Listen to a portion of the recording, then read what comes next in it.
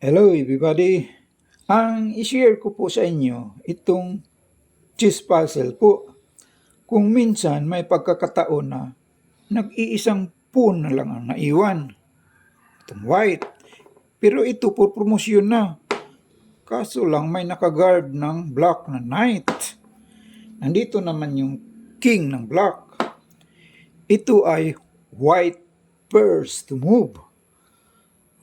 Ating alamin yan kung may pag-asa pa bang manalo itong white. White first to move. Halimbawa mag-move itong white dito. Automatic draw na po niyan dahil na-double check siya. Check, makuha na itong pawn. So hindi siya pupunta dyan. Ang first move ng white mag E5 siya. Sagot naman ng black, forward niya itong kanyang king.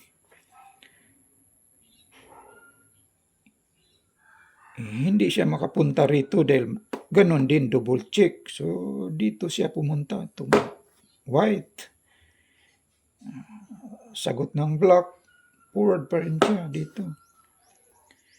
Ngayon may pagkakataon na itong white na forward siya doon.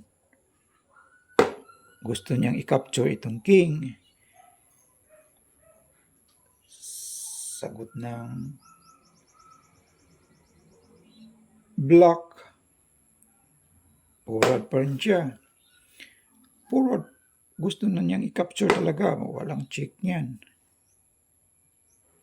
Ang ginagawa ng black, hinarang na itong kanyang pawn kasi for promotion na ito. Kaya ang white, tira ng white, pupunta siya roon. Ang sagot ng black, forward pa rin siya. May pagkakataon na yung king na lumapit dito. Hinayaan na lang ng black na i-capture yung king. Dito siya. Ngayon, i-capture na niya yung knight. Dito naman pupunta yung black. Di stalemate niyan. Draw pa rin yan. Hindi yan ang solusyon. Balik natin.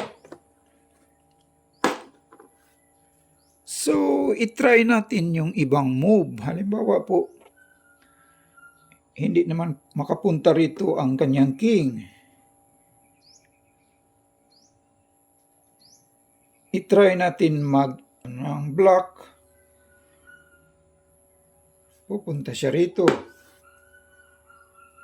May pagkakataon na pupunta doon yung kanyang king. Pupunta dito yung kanyang black. Ang tira naman ng white, hindi siya pupunta rito. Ma-double check na naman siya. Kaya doon siya pupunta. Tira ng black, pupunta siya. Forward pa rin siya. Ngayon, may pagkakataon ng yung king lumapit dito. Gusto niyang i-capture din itong knight. Tira naman ng black. Pupunta siya rito. Lumapit na itong kanyang king. Ngayon, tira ng black, hinarang itong kanyang pawn. Kasi for promotion na ito. Sagot ng white, pupunta lang siya roon. Sagot naman ng black, forward siya. Sagot naman ng white, nakalapit na siya. Pag ganyan, ang tira ng black, hinayaan na lang niyang i-capture yung kanyang knight. Dito. Kaya kinapture na niya. Ang tira ng black, pupunta siya rito. Pag ganyan, draw pa rin yan. Stalemate siya. So, ibalik natin sa dati. Ganyan. So, hindi yan ang solusyon. Ito, for promotion na po ito, pero may nakaguard na knight. Nandito naman yung king ng black. Halimbawa po, ang first move ng white, mag d4 siya, d4, king d4. Yan ay automatic draw na yan dahil dito mag-check na siya, makuha na itong kanyang pawn.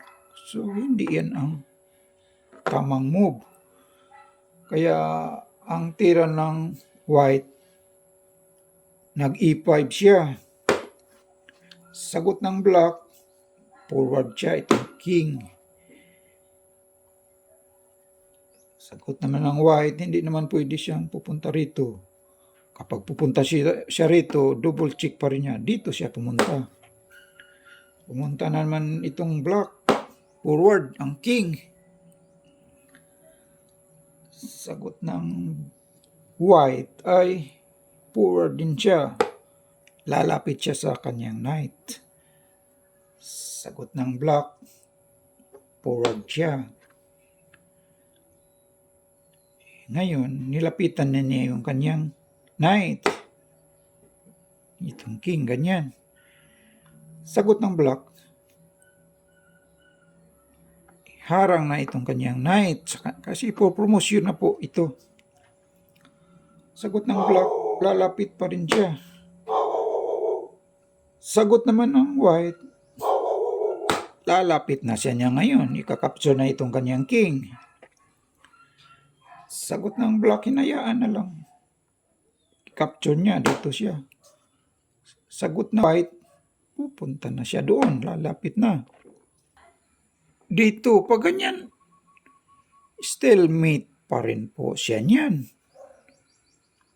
Saan siya pupunta? Kapag i-forward niya, kakainin may knight. So, hindi na siya makapunta rito. Dito may king. Stalemate na po siya dyan.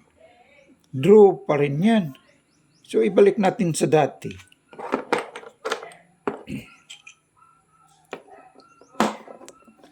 Halimbawa po, ang tira ng white ay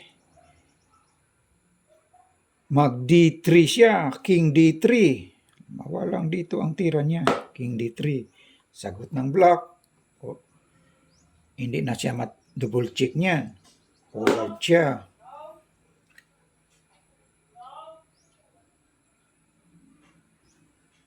Sagot ng white, dito siya. Sagot naman ng black, forward pa rin siya. Ngayon, may pagkakataon ng lalapit itong king. Yan. Forward pa rin itong black.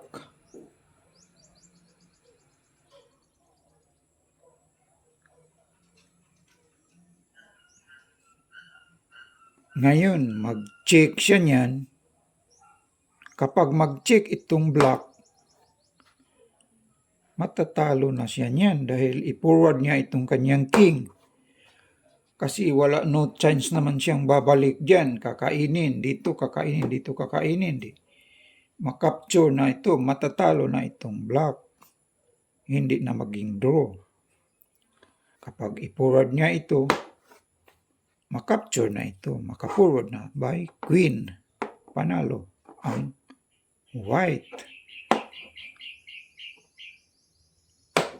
So, that is the right move.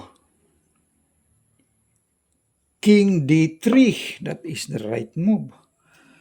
Maraming salamat po sa lahat ng nag-view po. Please like and subscribe na lang po sa mga hindi pa nakapag-subscribe po. Thank you po.